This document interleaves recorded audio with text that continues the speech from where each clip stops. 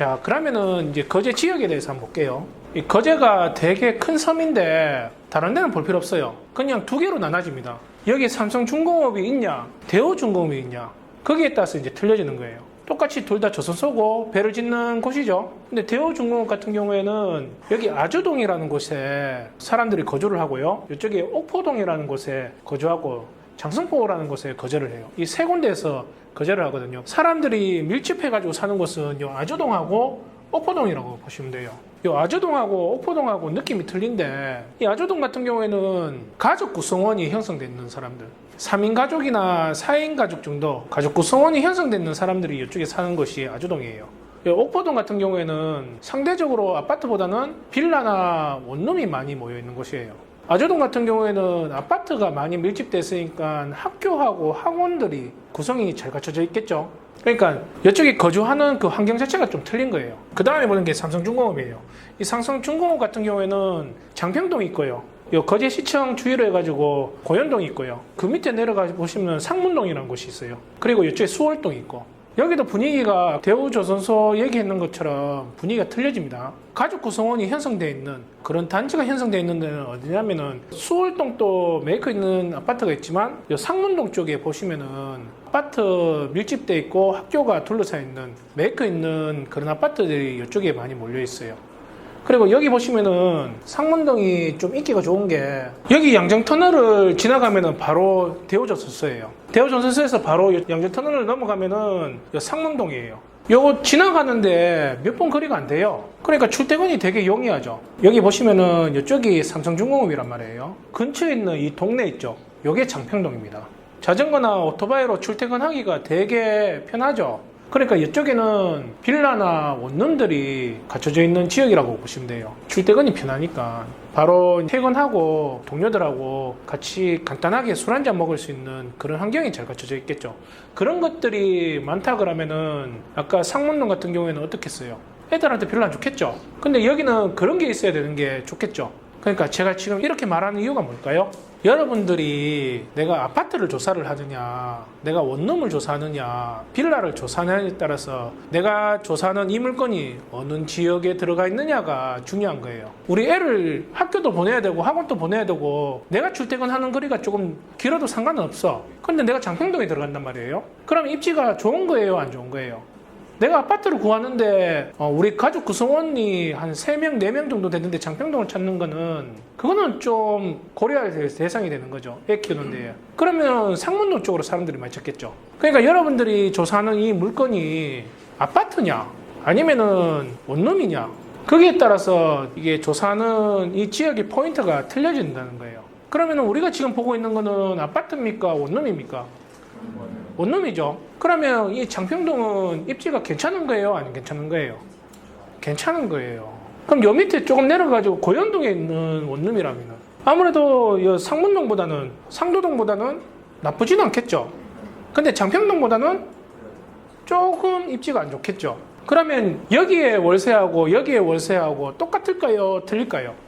다를 수밖에 없겠죠. 장평동에 있는 월세가 만약에 30만 원이다. 그러면 고현동에 있는 원룸이라 그러면은 아무래도 30만 원을 받기에는 좀 무리가 되겠죠. 그러니까 얘보다는 한 5만 원에서 10만 원 정도는 차이가 나야지 그것 때문에 출퇴근이 좀 길더라도 고현동 쪽으로 내려올 가능성이 많겠죠. 이제 원룸만 이제 하나로 본다 그러면은 이 원룸의 입지에 따라서 월 수익이 틀려질 수도 있겠구나라는 생각을 하고 이제 들어가야 되는 거예요. 지금 거제 같은 경우에는 아직까지 본격적으로 배를 짓고 있는 건 아니에요. 아무래도 이번 겨울이나 내년쯤 돼야지 배 짓는 데에서 이제 진행이 될 것 같아요. 지금 월세 받는 이 수준은 예전 15년도, 14년도에 그거에 거의 반토막이 났다라고 이렇게 보시면 돼요.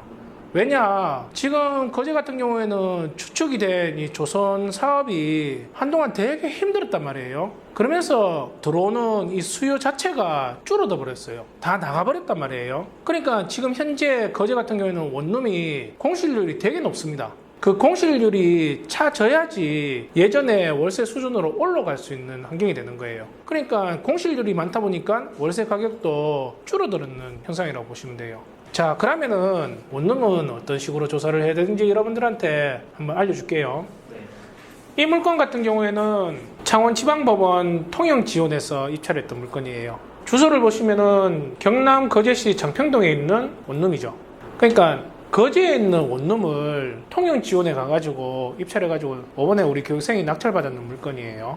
자, 그러면은 원룸은 제일 처음에 봐야 되는 거는 이 원룸이 몇 평 정도 되는 대지에 이 원룸이 지어졌는지 그걸 먼저 확인을 해야 돼요.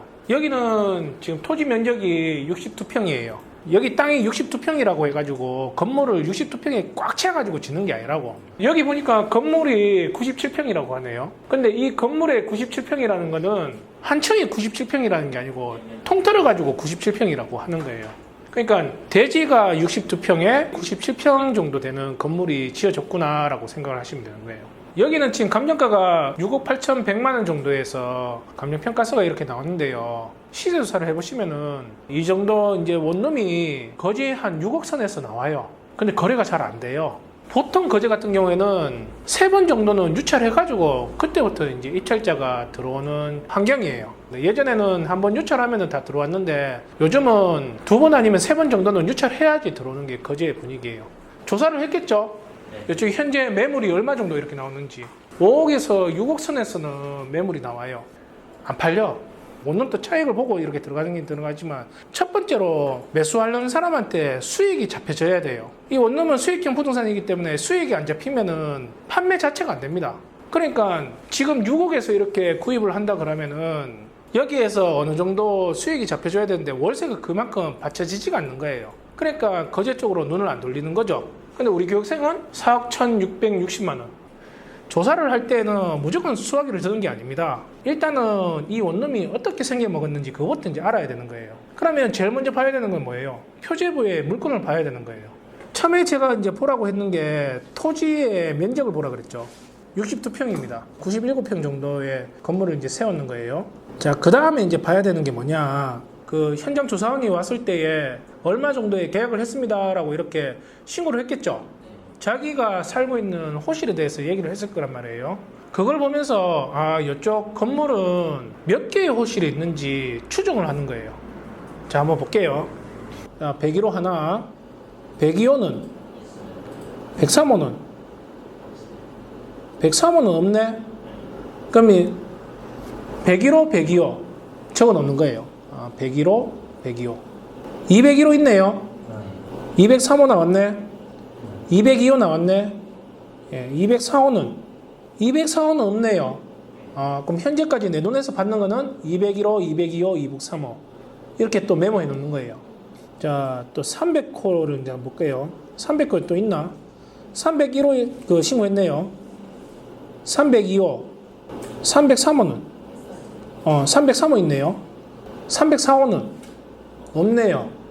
자, 301호, 302호, 303호 또 메모 체크해 놓은 거예요. 자, 4층은 401호, 402호. 일단은 403호는 없어. 그럼 401호, 402호. 자, 총 몇 개가 신고를 했습니까? 10개의 호실이 신고를 했는 거예요.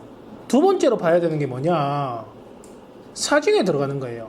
사진은 간평을 하기 위해서 이쪽에 호실을 다 사진으로 찍었는 거란 말이에요. 물론 안 돼 있는 데도 있지만. 그럼 한번 봅시다. 이 껍데기는 별로 중요한 게 아니야. 여긴 102호네. 103호가 있다 그러면 103호도 찍었겠죠. 예, 근데 2개만 찍었네. 우리가 신고했는 내역도 보니까 101호, 102호. 2개만 있네요. 그죠?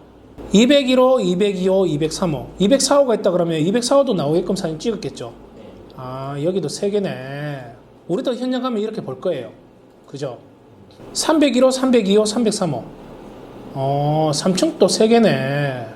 401호, 402호. 2개네. 그러니까 현장에서 보고 사진 찍었는 거하고 신고했던 내역하고 거의 일치하죠. 그럼 여기는 총 10개 호실이 있는 걸로 사진을 찍었네. 그죠? 네. 그 다음에 이제 봐야 되는 게 뭐냐. 요 왼쪽에 보면은 건물 공부상의 평수가 이렇게 나오죠. 자, 2층에는 36평, 3층에는 31평. 그러니까 내가 볼 때는 요 1층요. 요 1층이 201호, 202호, 203호예요. 2층이 301호, 302호, 303호고 3층이 401호, 402호예요. 알겠죠? 여기서 헷갈릴 수가 있어요. 난 이제 동안 길 가면서 휴지 한번 버린 적 없다 이렇게 생각하면 헷갈리기 시작하는 거예요. 자, 그러면은 여기서 이제 우리가 유추를 할 수 있는 거예요. 여기 1층이 29평이잖아요.